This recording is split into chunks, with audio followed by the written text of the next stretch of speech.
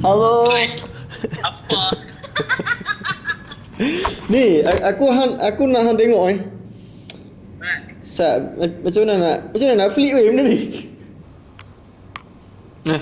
Tengok si kawan ni kita ada 2 biji saja dan dia mahal nak mampu dan juga cah sangat lambat dan sekarang dia buat hal dia tak mau cah. So kalau tak ada bateri ni kita tak boleh shoot video mau apa hari-hari lah.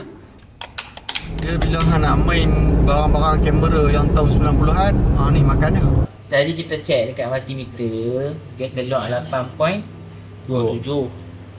Dan bermaksud ada current daripada sini ke sini, dia distribute lah, dia kelok 8.4 tu. 8.4 tu bila kita tengok spek kat sini, DC out dia 8.4, maksudnya dia menepati lah. Okay. Bila kita letak bateri, gelap lampu, volt berkurang, maksudnya dia boleh mengecas. Tu je lah. So aku main jauh-jauh untuk hang bagi tahu benda tu ke? Alah. Okay, sepatutnya. Gelap. Gelap. Ini okey ya. Saya benda tu.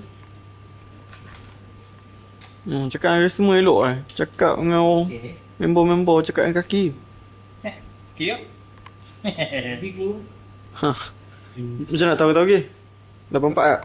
8.4. Cucuk sekali lagi? Itu beli kat Shopee je. Tak. Kat sini pusat 8.4, sini pula 8.4. Nampak kencing ke? So maksudnya tak tahu juga. Maksudnya apa? Maksudnya hang kencing ni.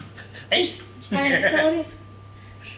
Sebab kalau dah ikut salah teorinya memang benda ni rosak lah. Sebab dah check yang tu okey, yang ni pun okey. Verdict pasal bateri kita hang ni.